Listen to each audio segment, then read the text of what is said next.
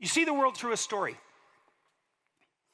The rationalists or empiricists, even the biologists, they might have an answer to that. They say, okay, fair enough, you see the world through a story, but the story is biologically determined or socioculturally determined. It's a story of sex, that would be Freud, because for Freud and for Charles Darwin, for that matter, for Richard Dawkins, the famous atheist, to an equal degree, the story, the aim is sex, reproduction, and the story is predicated on that aim. Freud, Darwin, Dawkins. The degenerate element of that is a descent into a kind of hedonism. Because if sex is the story, then why not worship sex? And some dispute that and say, no, the central story isn't sex. This would be the Marxists. The central story is power. That's the story that the universities tell when they're not telling the story about sex. It's all about power. The essential human aim is domination, oppression, victimization, exploitation. The central theme of the family is a power dynamic. The central theme of the relationship between men and women is a power dynamic. Marriage itself is a heteronormative, patriarchal establishment of oppression that goes back to the dawn of time. The nuclear family is the same thing. Economic arrangements are nothing but power. Friendships are nothing but power. The landscape of human interaction is a dynamic of power, or sex, or both fighting against one another. Look, these are powerful ideas. Why? Well, it's obvious why. I mean, first of all, without sex, there's no reproduction, and without reproduction, there's no people. And so the Darwinian, Freudian, Richard Dawkins selfish gene claim is that, well, what could it possibly be other than sex? And the Marxists come running forward and say, how about power? And then the Marxists say, well, obviously it's power, because there's radical inequality in the world. There's some who have and some who have not.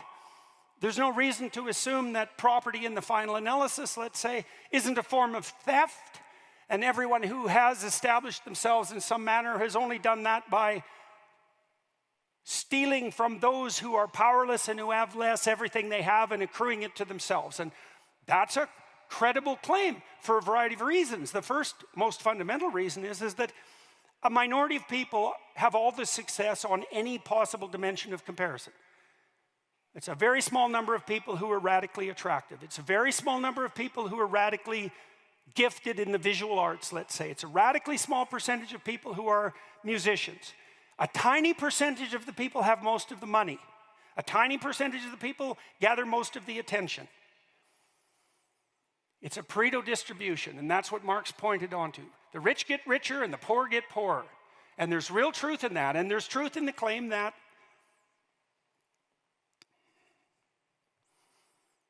people structure their relationships with power, and that some people who attain success do it as a consequence of exploitation.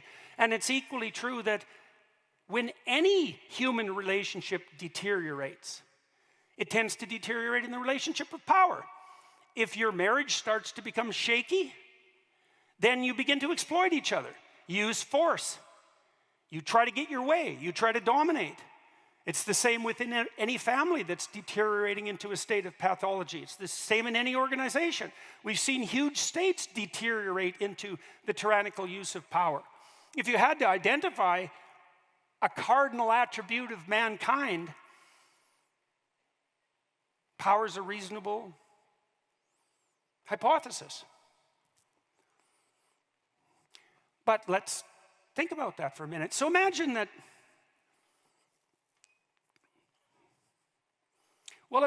it's sex that is and should be the complete story of mankind. Well, what does that mean exactly? What's a world organized on that basis? What does a world organized on that basis look like? Well, there's nothing more important than sex. Well, how about immediate sexual gratification whenever you want it?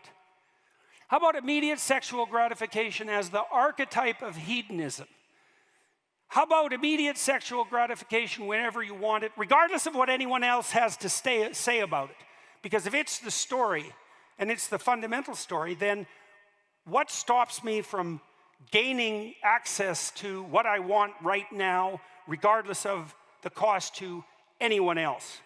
If there's nothing beyond that, if only the naive believe that there's anything noble about humanity beyond the immediate demand of reproduction, then what have you got to say that's moral about sex? And why the hell shouldn't everybody just do exactly what they want, with whoever they want, whenever they want, all the time?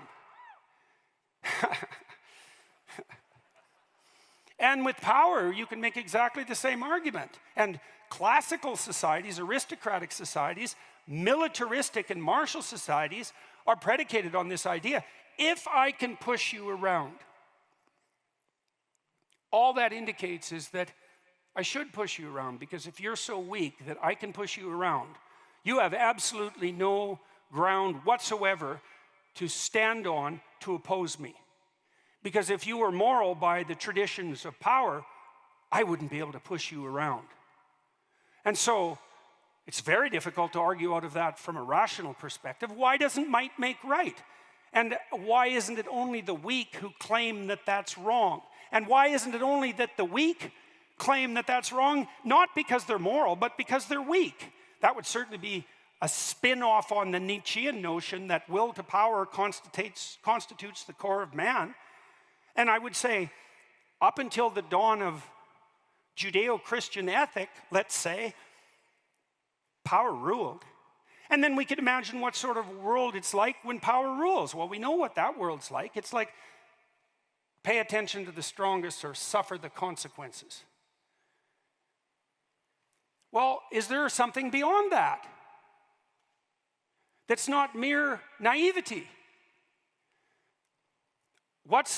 If it isn't power that's the story, and if it isn't sex that's the story, what's the story?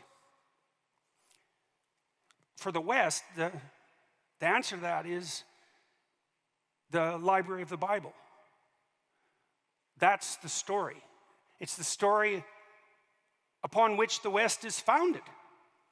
It's the story that has arisen over thousands of years, tens of thousands of years for that matter, attempting to address the core issue. What's the fundamental story?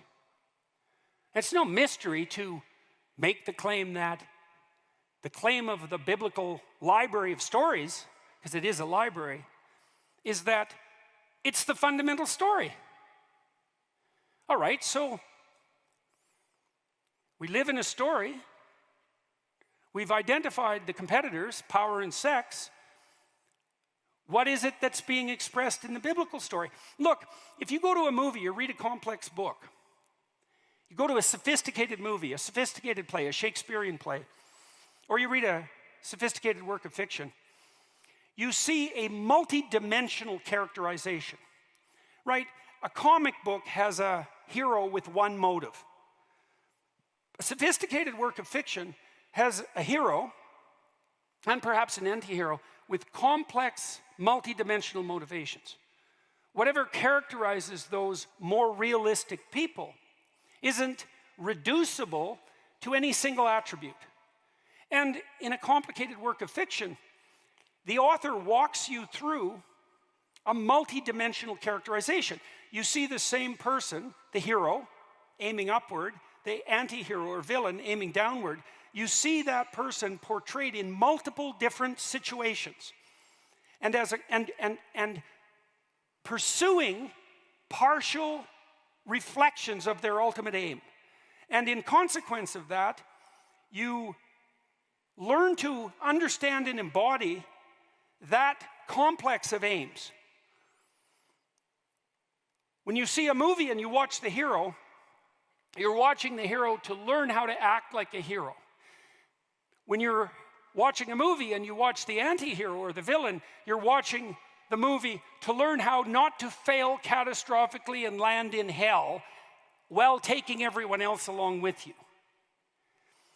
Is it reducible to something as simple as power or sex? Not if it's not a comic book. You need a multidimensional characterization.